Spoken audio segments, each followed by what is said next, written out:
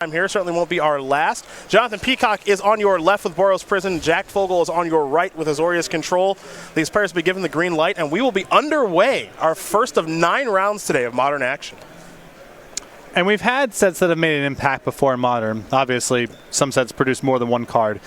I can't remember a set that's even coming close in terms of impactful cards that cost more than 1. Usually that's the cheat code for getting involved in Modern. Make the card cost 1 mana, a lot of mana stuff shows up, format's very fast. We're going to see a lot of 3 and 4 mana cards this weekend from War of the Spark. There have been Modern Classics that have been taking place, of course, here on the SCG Tour, and there have been plenty of Magic Online events as well, but Modern hasn't really had the huge spotlight on it over the past couple of weeks. Everyone who's playing Arena and Magic Online and, of course, on the SCG Tour have been really working on Standard. You've seen that format go through some dynamic changes over the past 3 weeks, but I'm very curious, as Jack is going to do a little bit of opting here, what this Modern format is going to look like and who's able to take advantage on this, the final open weekend of Season 1 on the SCG Tour. Jack is going to sacrifice a Flooded Strand. And we'll see what his turn 3 play is going to be as he's going to dig up some sort of island or plains here. It's going to be a basic island. You mentioned Narset Parter of Veils. It is sort of a search for his content activation. Many people are calling it a dig through time that stays on the battlefield, and that static ability certainly plays a role in this format. Yeah, I mean, all pieces of it are good.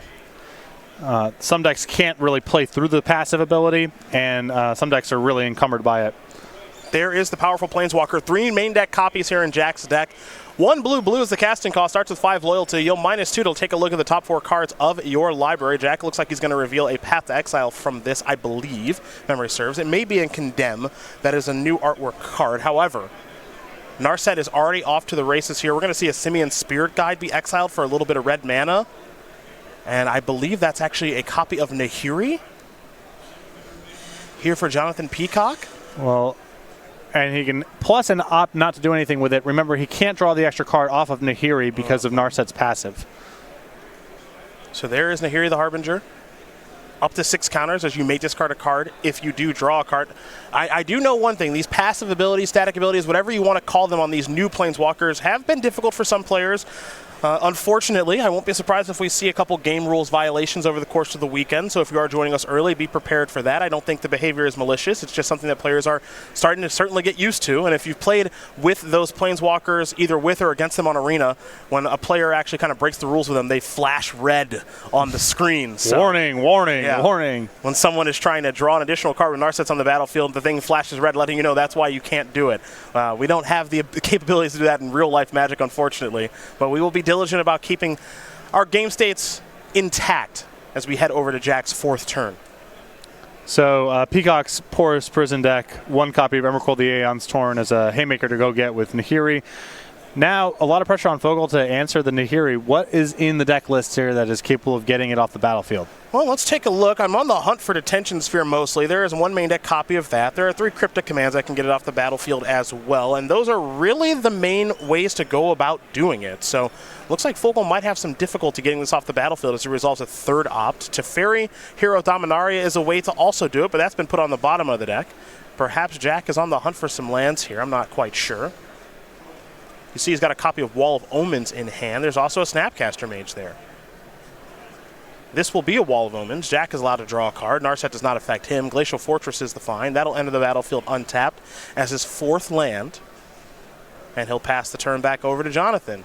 Jonathan with an active Nahiri working towards that ultimate to go get Emrakul, as you did mention. It'll be a Sacred Foundry that enters the battlefield untapped. Peacock will fall down to 18. And now this is a Karn. So the Sign of Urzen has shown up, and I said in the Star City Games newsletter that I don't think we'd see Planeswalker strategies be very good, and that's all that's on the battlefield right now. A lot of love for them in this set. A lot of just very pushed ones, and many of them are kind of in the space of just really generic personal Howling Minds. A couple of them have a bit more flavor to them. Karn's certainly very high on that list. Path to Exile is going to target Wall of Omens. This will allow Jack to ramp up a little bit here, as you see Karn on 6 counters and Nahiri on 8. Nahiri threatening the ultimate as soon as next turn. Doesn't take long for that Planeswalker to get there. Narset has already done its thing, so it will just remain on the battlefield with 1 loyalty counter, at least for right now. Now Jack Fogle has access to 5 mana, and we'll see what his 5th turn will yield as he's got some problems here on the battlefield with these Planeswalkers, and his deck does have a true inability to really solve this problem well. It's a cool thing to watch this number of tapping out for 4-mana plays in Modern. Do not see a whole lot of it historically.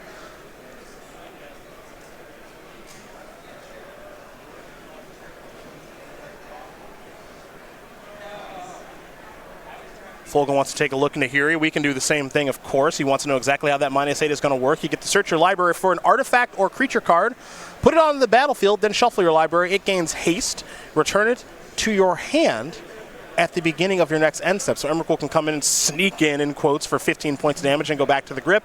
And we've also seen blue-based strategies that splash Nahiri that have found cards like Torrential Gearhulk in the past.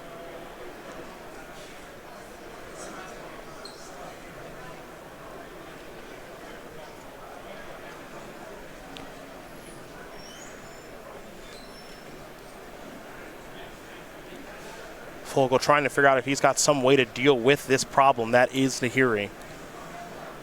He's going to tap 4 mana. It's going to be Cryptic Command on the main phase. Bounce that and draw a card. That's a way to get things started, at least, if you're Jack. But that's a big win for Peacock here. If Fogle's just tapping out on his own turn, allows you an easy window to re-resolve it, or maybe even get something better going. There is a Cliff Top Retreat. We see a Blood Moon underneath Karn. If Karn wants to minus to get that Blood Moon, it certainly can, but it's going to plus instead. Reveal, it looks like a Windswept Heath and a Karn the Great Creator. So Karn the Great Creator will go underneath Karn, Sign of Urza. It's a Karn party here early in Louisville. This is Nahiri once again. That is going to resolve. It will plus up to 6. Again, no discarding and drawing because of the Narset that's on the battlefield as we head back over to Jack Fogle. Fortunately, from Fogle's perspective, the Karn really isn't that threatening. You would like to do something with it in the long term, but if Peacock's looking at the second best card off the top of his deck and maybe making a token at some point, that's not super threatening. It's the Nahiri that requires management. Windswept Heath will be sacrificed here by Peacock. He'll fall down to 17, get himself a basic Plains. For Jack Fogle, he just played a Celestial Colonnade that entered the battlefield, tapped and passed the turn back. Does have Cryptic Command at the ready, as we're going to see Karn minus to get a Blood Moon. And we're going to try to resolve a Blood Moon. It doesn't look great here with Fogle having so many basics, but from Peacock's perspective, the goal here is just force a Cryptic Command or take Fogle off of Cryptic Command. Either is a win. Which he would be able to do in this instance. So I like how Peacock is kind of playing this game thus far. Doesn't seem like it's his first time playing this Boros Prison deck. Fogle, the more notable player of the two, given his accomplishments on the SCG Tour, but Jonathan Peacock's playing a pretty good first game so far. Well, you gotta love Peacock being able to play this in such a way to force a main phase Cryptic out of Fogle, and now maybe force another Cryptic out of Fogle with what you can assume is not one of his premium cards. Oh, here's that Cryptic Command. It's like it's going to counter Blood Moon and bounce Nahiri. Peacock's already played a land for the turn, so he'll just pass the turn back over to Fogle. Not a bad Cryptic Command, not a cantripping one, though, as we head back over to Jack. Jack does have 6 mana on this turn, and 4 of it is blue, so Snapcaster Mage plus Cryptic Command is an option for him. But really, right now, the problem for Fogle is he's not doing anything proactive. Well, and his mana is a little tight. I mean, he's missed land drops here and there, and you'd really love to get to 2-spell a turn territory here if you're Fogle. Playing 1 a turn, especially when you're tapping out so much on your own turn and allowing Peacock to resolve stuff on his turn. It's tough to manage the game that way. Here is Snapcaster Mage. It's going to be countering and bouncing. Counter, of course, the Nahiri, bouncing the Karn. Simian Spirit Guide will allow Karn, Sign of Urza, to come back down. And that will be resolving. We'll see how Peacock wants to use the Planeswalker. Looks like it's going to go down to 4, add Karn, the Great Creator, to hand. And if you're Jonathan Peacock, you might be thinking, okay, I think I've exhausted all of Jack's counter magic, and I can try to go for my Haymaker of resolving Karn, the Great Creator, and maybe find Mycosynth Lattice. Well, I think the Peacock wants a little bit of an insurance policy here because Fogle has a Colonnade. If you up Karn to 6, Fogle can just go, all right, activate my Colonnade, attack it with Snapcaster Mage plus the Colonnade. That is Fogle's whole turn. if Fogle's not willing to commit the whole turn, you keep the Karn anyway because he can only attack with the Snapcaster Mage. So Peacock wants to make sure that he gets a premium card for his trouble in the event that it makes sense for Fogle to spend his turn activating the Colonnade and taking care of Karn. Fogle does play a land for the turn. You can see his hand a little bit there. There is a Mana Leak among other options. Leak not looking particularly good right now as Karn, Sign of Urza, is going to fall down to 2 loyalty counters, and Jack will pass the turn up with all of his mana available. Karn is going to reveal a couple of cards here. One is looks like a Gideon, and 2 is a Temple of Triumph. I can't believe I remember that card name, but I do early this morning. The Temple will allow Peacock to scry. That top card is going to stay on top. Chalice of the Void also in Jonathan Peacock's hand. So these prison elements are starting to come together, as now here is Karn, the Great Creator. However, it looks like Jack Fogle has another copy of Snapcaster Mage, which means he's got another copy of Cryptic Command. So which 4-mana spells are better? These Planeswalkers or the powerful Cryptic Command? It looks like Cryptic so far. It is always the best card in these main phase fights over expensive cards. Ooh, I like this play here by Fogle. He's going to counter the Karn and bounce his Narset to be able to get a little more card advantage going, as Peacock can only pass the turn back. Fogle will play another copy of Opt, I believe his 4th of the game. He'll take a look at the top card. And I think this is finally a spot where Fogle gets to push ahead. He gets to take care of the last Planeswalker with his 2 Snapcaster Mages, and now he has all of his mana available and way more cards in hand than Peacock. Blast Zone is the land. That's a new from War of the Spark as well that I think we're going to see a little bit here this weekend. It looks like a Blessed Alliance, if memory serves, is going to be targeting Jack, make him sacrifice one of his creatures potentially. Jack did pick up a copy of Dovin's Veto, which is, you guessed it, another new card. But Mana Leak, in oldie but a goodie, is going to take care of the Blessed Alliance. So there goes the Karn. Gideon will be exiled, of course, with a silver counter on it. And it looks like Fogle's going to go towards Narset now. The minus will allow Jack to take a look at the top 4 cards, of course. We'll see which one he wants to find. He's going to go with another oldie but goodie. A classic track. Yeah. Jace the Mind Sculptor will be added to the grip. A lot of new cards. Don't mind seeing a classic, though. If you are a member of Star City Games Premium, which I obviously recommend, Jerry Thompson wrote on Friday about why he felt Azorius Control is a great option coming into this week, and I'm sure he'll talk about it when he's in the booth with Brian Gottlieb a couple rounds from now. But a great read there from Jerry, and I do think that what he feels about this deck is very much true. It got a lot of upgrades and a lot of new cards, something you don't often see, as you mentioned at the top of the show, from a new set in Modern. Yeah, it's really common for there to just be not enough in the for these blue-white or blue-white-black control decks, just not enough ways to push ahead. Now with all these Planeswalkers, you're not short on that whatsoever. The way that you answer Planeswalkers typically is with creatures, and Azorius Control with Paths and Snapcaster Mages and Sweepers really doesn't mind, put a bunch of creatures on the battlefield to try to fight over my Planeswalkers. I can handle that pretty easily as well. Dovin's Veto took care of that Chalice for 4. That's another new add, of course, from War of the Spark. And now here is Jace the Mind Sculptor with a Cryptic Command in hand here for Jack Fogle. We'll see if he wants to do a little bit of brainstorming Shaheen style, or if he'd like to do some Fate Sealing, something we've never seen Shaheen ever do before. It looks like it will be some Fate Sealing. That top card will become the bottom one here, and now Narset will go down to 1. I like the sequencing there as well, starting with the Fate Seal before the Narsetting. Yeah, you want to know what's going on, and that informs your selection. Now here is Teferi, Hero of Dominaria. That's a 2 of here in Jack's deck. So a Planeswalker-based control deck here for Azorius Control in the hands of Jack Fogle. And Peacock's deck just has to have these anti-creature measures in, these Abrades, Wrath of Gods. He'll get to sideboard the map when we get to game number 2, but I think game 1 he just has too many cards that don't line up the right way. Yeah, here's that Nahiri again. We saw that in the very early stages of this game. Started as soon as turn number 3, but could never get to the ultimate. Jack fought that off well. And now Jack gets the option to decide if he actually wants to counter this or not. Not sure how much he actually cares about this Nahiri, but it looks like he cares enough that he's going to Cryptic, counter that, and bounce Narset again. It's not Cryptic draw a card, it's kind of Cryptic draw 2 cards, as Wrath of God will take care of the Snapcaster Mages. And also get that Narset out of any sort of range where it can get picked off by some red spell in Peacock's deck. Unfortunately for Peacock, there is still one permanent that matters on the battlefield here for Jack Fogle, and it might be one of the best permanents of all time here in Jace the Mind Sculptor. We'll see how Jack wants to use it on this turn and how he wants to lead out his turn as well, because he has Teferi and Narset in hand. And I'll tell you, one hell of a shirt. Yes. Take a look at that boy. I don't know what's going on there, but it's stylish. Not everyone can wear that. Example, I don't think you could wear that. No.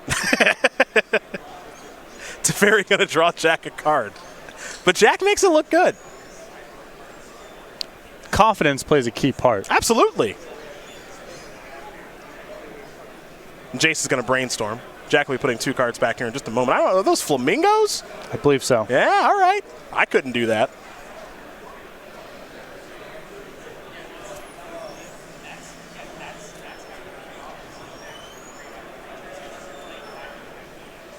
And Jack here with the option of putting together his own shuffle here with the Field of Ruin, so what he puts back actually matters. Also kind of a shuffle here with the Narset, Yep. right? Put a couple of cards back, go through 4 of them, take one of them with you. Dovin's Veto looks like an excellent option. Don't forget that 2 of Jack's lands are going to untap because of the Teferi +1 activation.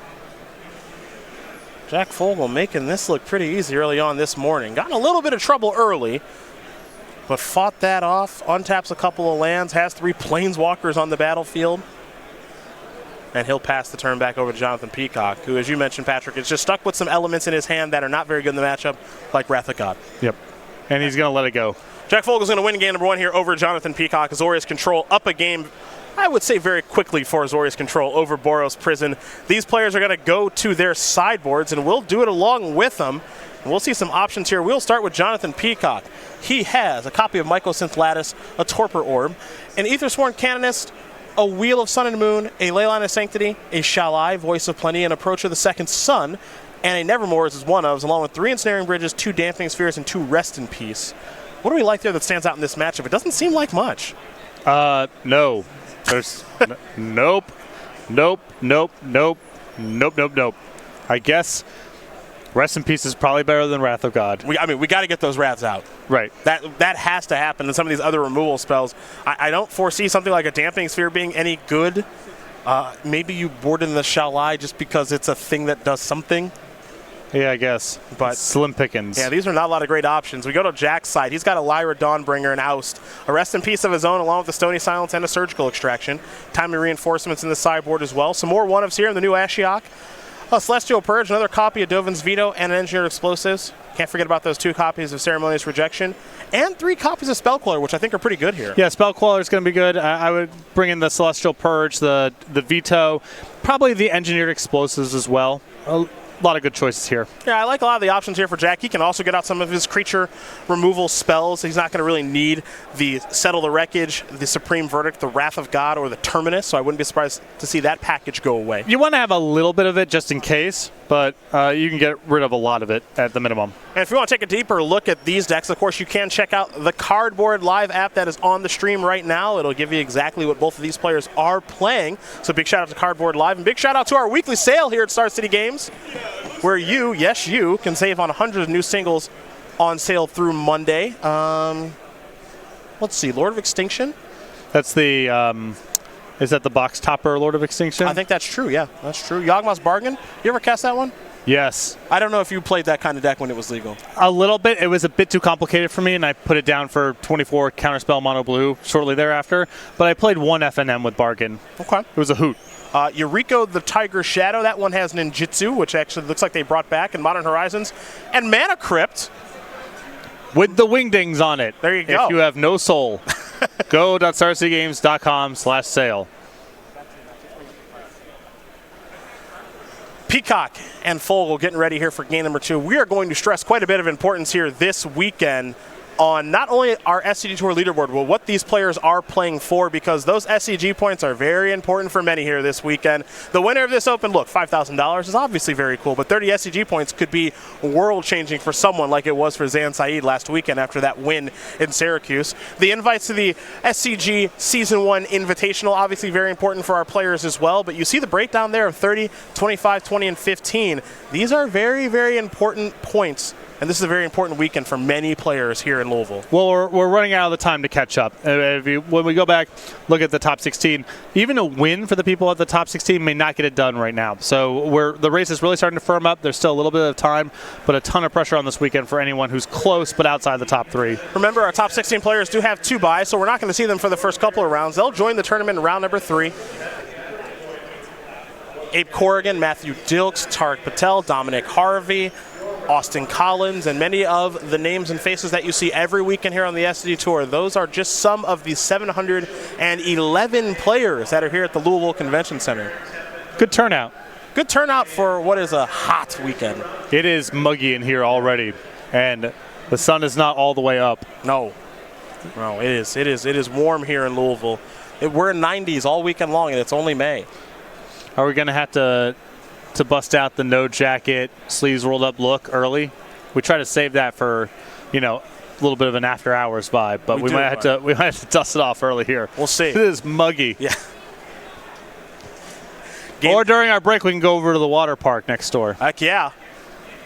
It's a nice amusement park they got over there. Yeah, it looks really fun. Yeah. If you're, into that. Well, I'm not really into water parks so much because I can't swim. But amusement parks, I love. Yeah. I love an amusement park. Both these players are going to take a look at their opening hands.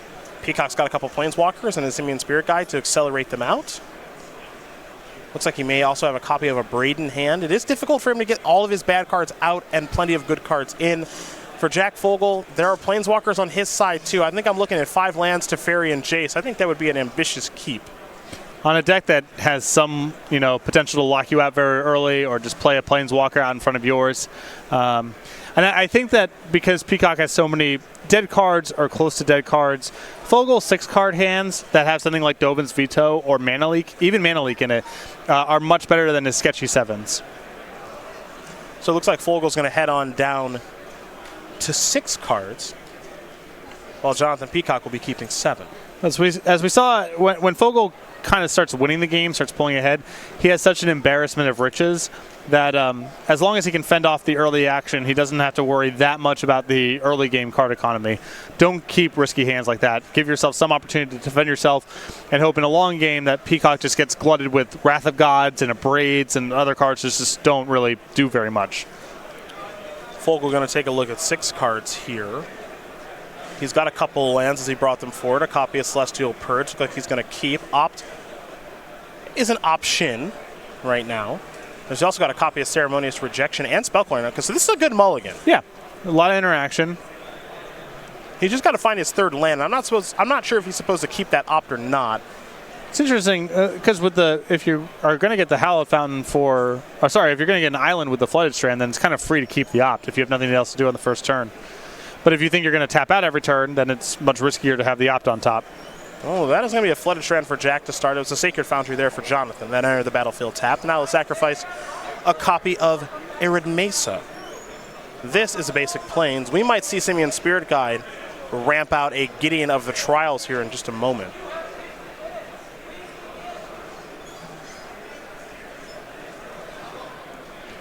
Or he can rest in peace this turn and try to resolve a 4 next turn. And it will be a rest in peace, which is actually going to do a nice job of shutting off Jack's copy of Logic Knot in hand.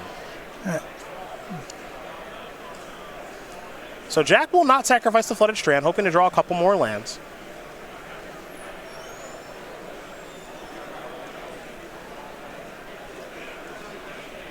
We'll play a Celestial Colony that enters the battlefield tapped and pass the turn back.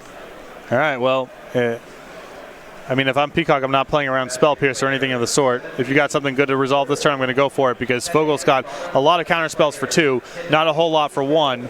You might not get another look at it if you don't resolve something big this turn. Blast owns the land. Simian Spirit Guide is the play. And now here is Chandra, Torch of Defiance. And it looks like that powerful Planeswalker is going to resolve. Now, fortunately for Jack, he does have a copy of Celestial Purge in hand, so he can take care of the Chandra. It will reveal Approach of the Second Sons. And Jack will take 2. Some deep sideboarding right there. Look, he's got a lot of bad cards in his deck after pre-board. No question. Yeah. That is still pretty deep. Yeah. It's wishful thinking is what it is. But you know what? Not the worst one to peel off with Chandra there. No, that's okay. Yeah. There's the Plains, there's the Purge. That'll take care of the Chandra. We'll head back over to Jonathan Peacock. Rest in peace will be taking care of everything. Players just making sure that the game state is clear, which I certainly can appreciate it. We head back over to Peacock. Peacock will play a Plains. This is a Gideon of the Trials. That's going to resolve as well. The 3-mana Planeswalker. It's got plenty of different ways to go about doing business. It will plus for right now, and until your next turn, prevent all damage target permanent would deal. I'm sure it targeted the Colonnade, even though the Colonnade will not be going active on this turn. As far as Planeswalkers go, this is one of the least impactful you could play against Azorius Control. We're basically just looking at a 4/4 that's immune to sorcery speed removal. Well, here comes that 4/4. Fogle's going to fall down to 14. And now this is Nahiri. Now Jack has at least one copy of Spellqueller in hand, maybe two. And Jack's just trying to think about which way does he take care of this, because I can't see it resolving. So it's tricky. You would prefer not to Spellqueller something this good, because then you had to defend the Spellqueller. This is an opportunity for you to Logic Knot for 1, because you have 3 mana and Peacock's tapped out. However, if Peacock has a Simian Spirit Guide left over in his hand, then you're in a world of trouble. So that's the decision here. I guess I would err on the side of, with Peacock having already played one, of just trying to cash in your Logic Knot here and save the Spellqueller for something that's a little less of a priority. But I can also appreciate playing the Spellqueller here if you either want to attack the Gideon down or suspect that Peacock has no removal left in his deck and your Spellqueller is just good to go. Well, Spellqueller it is. That'll take care of the Nahiri, at least for right now. There's risks on both sides of that play. The risk with this play is if your Spellqueller dies, now you got to deal with a Nahiri again. The risk on the other side is if Peacock had a Simian Spirit Guide in his hand, the game might be kind of over at that moment. So I think it's more likely that Fogle incurs the risk here, but the downside risk isn't nearly as bad as if your Logic Knot gets hit with a Simian Spirit Guide. Hallowed Fountain's going to enter the battlefield untapped, and Jack will pass the turn back, representing plenty with 4 mana available as we head back over to Peacock. Peacock has a copy of Cast Out in hand. It looks like maybe at least one copy of Abrade, maybe two. And this is taking the same shape as we kind of saw in the first game. Peacock has a handful of cards that are really powerful if he can get them on the battlefield and keep them around, and a lot of cards that don't do anything at all. And if Fogle's able to fend off the first wave of really impactful cards, Peacock's left with a whole lot of nothing. Now, you've got 2 Abrades against the Spellqueller. That's pretty good. Really good odds that you get your Nahiri back. The Gideon's doing something. That's great, too. But Peacock's kind of running out of stuff. Peacock just going to plus the Gideon on the Spellqueller here, so that's going to slow down that Spirit. Here's a Snapcaster Mage. Fogle just going to play this. Can't do anything at Rest in Peace, so it's just going to be a 2-1 for 2 as Jack will untap. And he's going to try to get some more work done on that Gideon, I'm sure, as he's drawn a Flooded Strand for the turn. And that's just another dimension that Fogle has in the matchup. He has a handful of creatures here in Snapcaster Mage and Spellqueller, and that's another way of managing Peacock's Planeswalkers. If Peacock can't get any of the Planeswalkers to do anything, he doesn't have much of a deck left. Looks like Abrade is going to go after the Spellqueller here. Yeah, so last turn Peacock respected the possibility of Cryptic Command, and he couldn't cast 2 Abrades in one turn because he only has 1 red source of mana. So he's playing it a little conservative here, trying to Abrade now, and then untap and be able to Abrade again in the event that Fogle has something like Cryptic Command. The fact that Peacock opted not to Abrade last turn could signal here to Fogle that Peacock has a second way to remove the Spellqueller that demands red mana, and Fogle may just let this one go because he doesn't want to pick a fight he knows he can't win. A lot of complicated decisions here on Fogle's side. Hey, you see Fogle looking at the Spellqueller that he has in hand, and it's always risky Spellquellering a removal spell because then the next removal spell kills that Spellqueller. Oh yeah, the whole house of cards here falls apart. Yeah.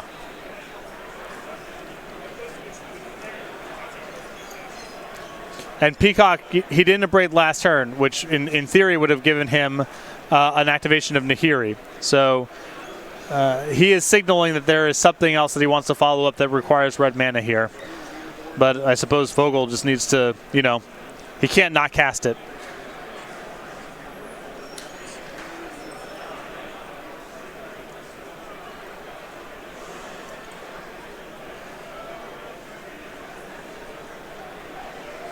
Well, Arid Mesa was sacrificed. We're going to see another Abrade. Abrade's going to go after that Spellcore that has an Abrade underneath it.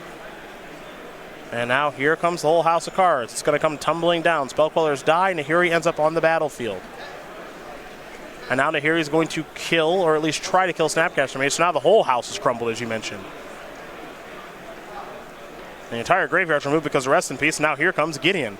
So Jonathan Peacock has done a nice job of getting himself back into this game. Those spot removal spells aren't great, but there are situations where they do line up correctly, and that was one of them. Yep, and now you're kind of seeing the downside risk on the other side of deciding to use the Spell Queller rather than the Logic Knot several turns earlier. Detention Sphere is in hand, but it is worth noting that Jack's only got one of those in the main deck here this weekend, so the one that he plays, he's got to get plenty out of. And this is part of the issue with blue-white control occasionally, is that sometimes the cards just don't line up correctly. You know, you've got a Logic Knot that doesn't do very much in this game. It's not a dead card, but, you know, it's not a hard counter like it is often. You got just one Detention Sphere, and those Spellquellers, they did a decent job, but not the end-all, be-all that you would hope they would be. Yeah, he's never got an opportunity to play a Planeswalker and start pulling ahead. He's had to just play defense the whole game. And Peacock has a handful of spells that demand answers, and in some spots, multiple answers. Now, we can't forget that Celestial Colonnade going active is an option here. That thing can do a nice job of checking Planeswalkers while leaving Celestial Colonnade up. And I think... or while leaving Ceremonious Rejection up. Pardon me. Continue.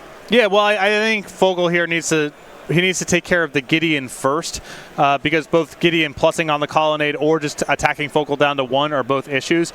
Next turn, Nahiri, in theory, goes up just to 4, and your Colonnade's there to take it out the next turn. Well, Colonnade's going to take care of the Gideon, and we're going to head back over to Jonathan Peacock. Keep in mind, Peacock has a cast out, and now he has a Windswept Heath. Blast Zone among the lands, which can't take care of the creature land. Going to discard the Windswept Heath, draw a card, find a Simian Spirit Guide. That might be castable right now, truth be told. I mean, you gotta cycle here.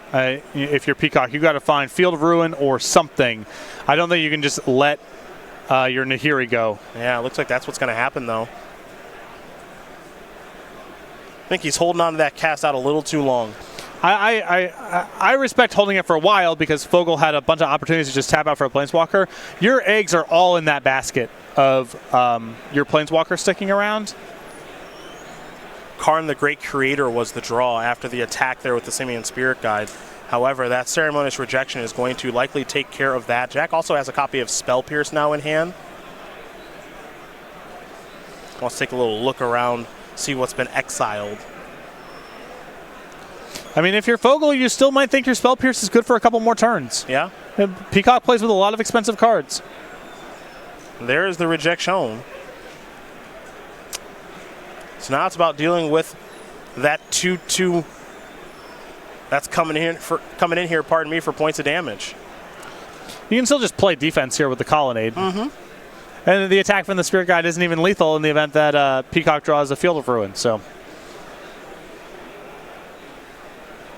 here is 3 mana. Well, Detention Spheres never look so bad, but it's good enough. It's going to take care of the Simian Spirit Guide. This is a Chalice of the Void. That was the draw there.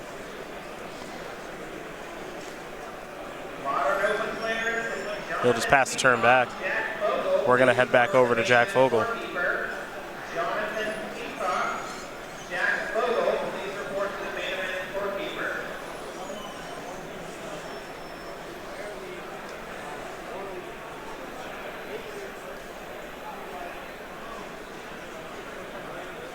Peacock going to tap some mana now. He's going to load up the Blast Zone to 3.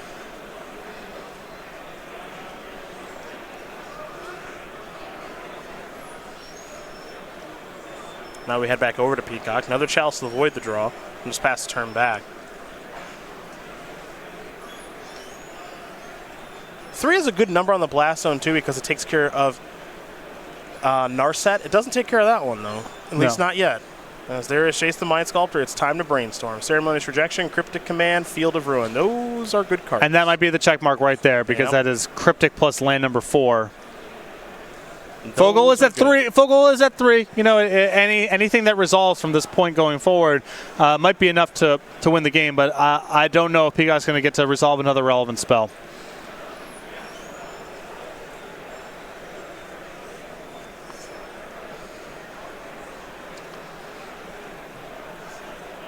There's the Field of Ruin. The Jace Brainstormer is resolved, and Cryptic Command is at the ready. So how to use this Blast Zone now? You can move it up to 4 counters, or you can leave it on 3 and take care of the Detention Sphere. Yeah, I mean, I think you... It's going to be a cast out.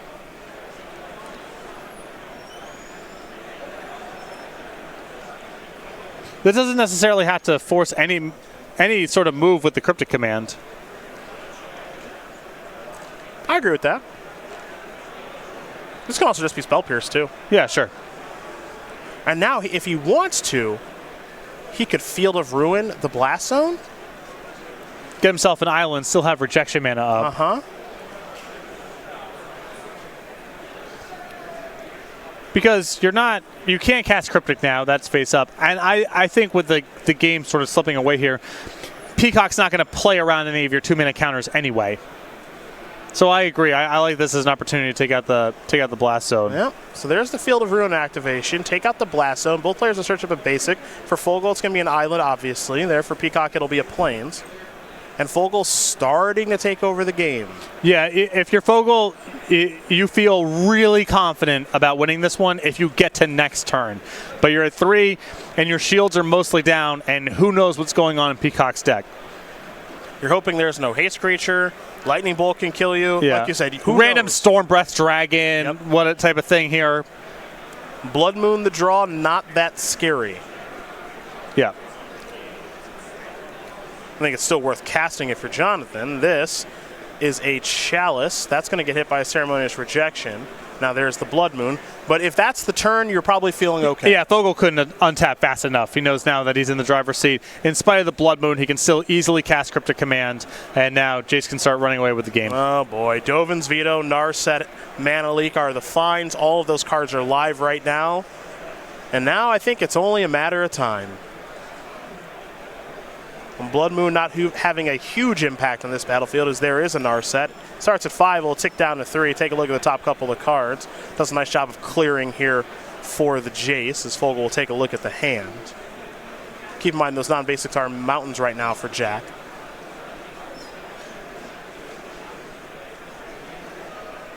It'll be a Mana Leak that goes to the grip. Jack done a pretty nice job of using his life total as a resource over both of these games. Plains to draw here for Peacock, and this is the difference. The prison elements aren't that great in this matchup. Chalice of the Void can be good at times. Blood Moon can be good at times, but they're not knockout blows. Same thing can be said for Rest in Peace. Whereas Jack, once he really digs in and is able to play a longer game, it's almost impossible for Peacock to come back, as here's a Chalice on 2. Yeah, I'll be Mana Leaking that. Yeah, good spot for the Mana Leak. We'll head back over to Jack now, who's got a Jason and Narset at the ready. Snapcaster made the draw. It's going to be a Brainstorm first. Spell Queller among the cards that has been found. That's more or less a hard counter in this matchup. 2 cards will go on top. Now it'll be a Narset activation to clear for the Jace.